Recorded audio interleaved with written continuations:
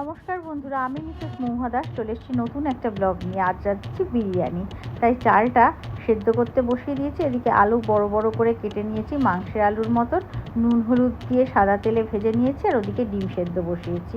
আর এদিকে এই দেখুন পেঁয়াজ, রসুন, আদা, টমেটো কুচি নিয়ে নিয়েছি। মাংসটাকে ছাড়িয়ে নিলাম জল থেকে তুলে। এবার মাংসটাতে এক এক করে সব মশলা দিয়ে দেবো। এই দিলাম লবণ, এবার দিলাম হলুদ, তারপর 3 চামচ লঙ্কা গুঁড়ো দিয়ে দেব। আমরা একটু ঝাল বেশি খাই, প্রথমেই জানিয়েছি আপনাদেরকে।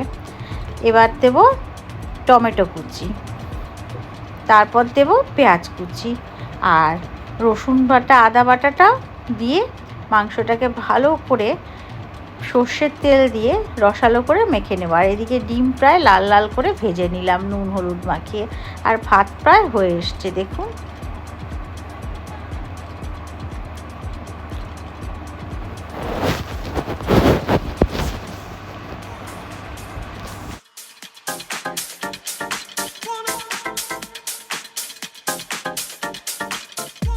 এখানে নিয়ে নিয়েছি জ্যাগারি পাউডার, ঘি, রক সল্ট, রোজ ওয়াটার আর সব মশলা দিয়ে দিয়েছি ভিতরে। আর আমি ইউজ করেছি শাহি বিরিয়ানি মশলা। আর এদিকে তেজপাতা দিয়ে দিলাম সাদা তেলে। আর সাথে আমি ইউজ করেছি একটুখানি মিঠা আতর। এই দেখুন, আমি জেকে শাহি বিরিয়ানি মশলা আর মটনের ঘি নিয়ে নিয়েছি। এবার তেলের মধ্যে তেজপাতা দিয়ে পেঁয়াজ কুচি দিয়ে দেবো, দিয়ে ওটা ব্রাউনি সহ অবধি ভাজতে থাকবো। হালকা করে ভেজে নেব যাতে মাংসের টেস্টটা সুন্দর হয়।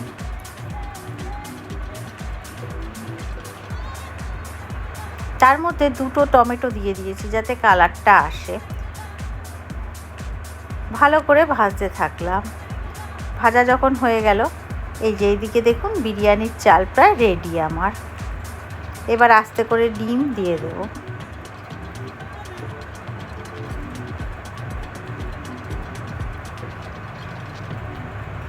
পেঁয়াজ প্রায় ভাজা ভাজা হয়ে এসছে। এবার মাংসটাকে ঢেলে দিলাম কড়াইতে, মাংসটাকে কষাতে থাকবো।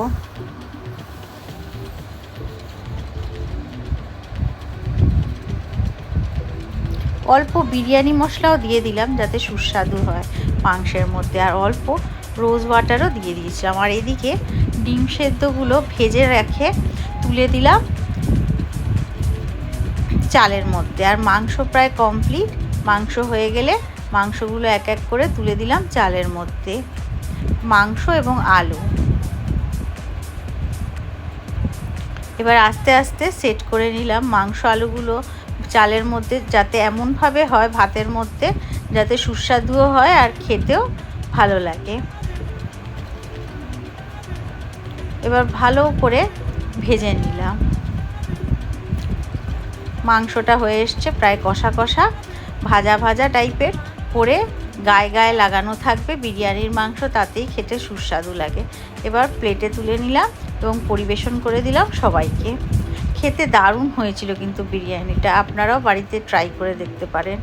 ভালো লাগলে লাইক, সাবস্ক্রাইব এবং শেয়ার করবেন। আর বেশি করে শেয়ার করবেন সবার মধ্যে। শুভরাত্রি, নমস্কার।